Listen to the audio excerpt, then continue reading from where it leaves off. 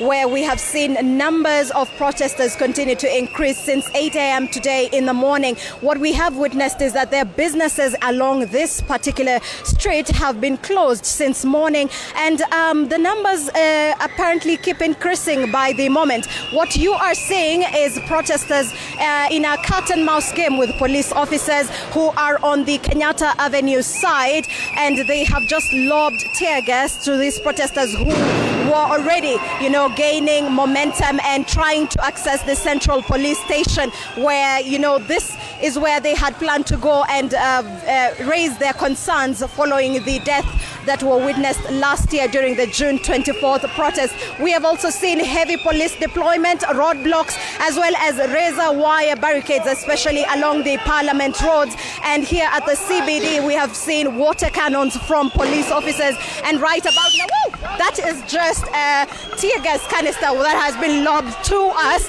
as we try and get to safety. Odida, let me take it back to you. All right, thank you so much, Sheila Chelangat. Be safe, even as you try to bring us up to speed with what is happening in the Nairobi Central Business District. There's a live pictures there. There is a tear gas canister that has just been thrown at a media covering the events happening at the Central Business District.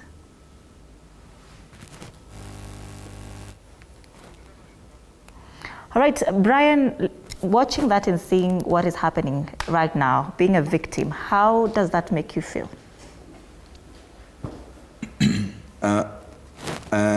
Watching that, I'll just speak my mind. Mm-hmm. Number one, I feel great the people are fighting for their rights. Mm-hmm. That's number one. Number two, I don't know what triggered that situation whereby the police officer just threw a tear gas canister at a media personnel covering the protests. Mm-hmm. So if you look at it, it's always the police who trigger violence, mm-hmm. Nobody else. Yeah, so watching that, I feel very good, seeing that the people are fighting for their rights. Mm-hmm. Yeah. All right, Gaku, let me come back to you. You are quite emotional when we were starting this conversation. So let me go easy on you. What does this day mean to you? You've just seen what is happening in the Nairobi Central Business District, and how does it make you feel? Yeah, initially we were happy, and the other regions we have seen, everything was peaceful. All of a sudden now, tear gas. It's so unfortunate that we are so peaceful, but the only thing that the government or let me say for instance, the police are doing is to retaliate with tear gas. You see,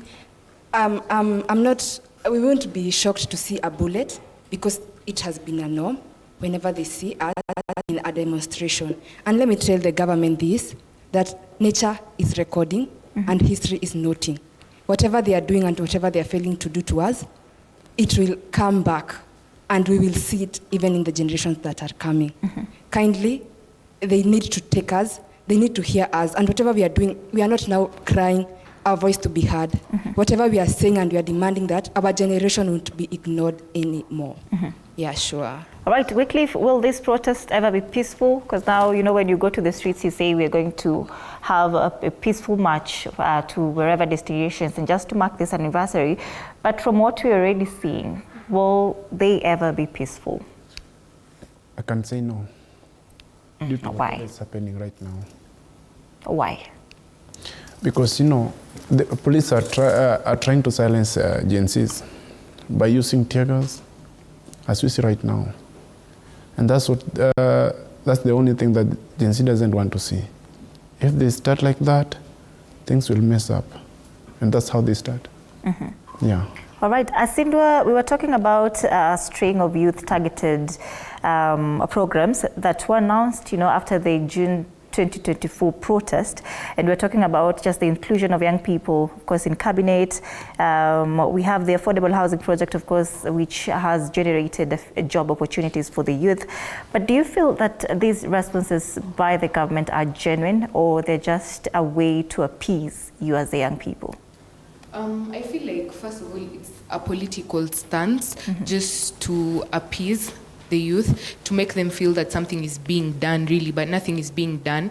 And you know, right now, the youth are no longer like that political apathy among the youth is like no longer there. People are being conscious of their civil liberties, of you know, the constitution and the democracies. People are fighting to be included in the government, on the dining table where decisions are made, where policies are created, to be part of the decision-making process.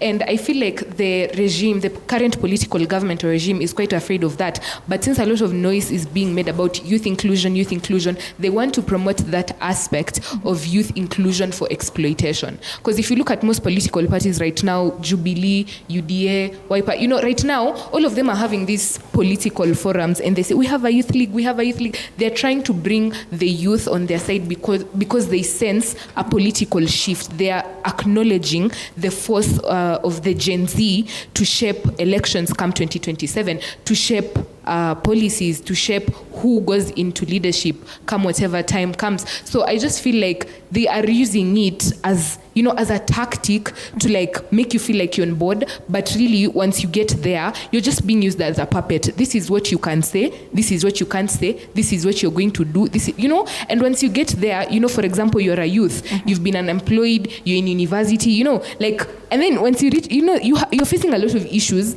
and then once you reach there, they tell you like, maybe in a week you're going to be getting 1 million, I can take you to this country to do this work. Like they present you with the tokens, like to bias you and make you derail from the mission of why you were first put in that place. So for me, I feel like it's just a politically exploitative stance, but the youth who are really there, they can say for themselves that it's like their hands are tied. They're there for PR.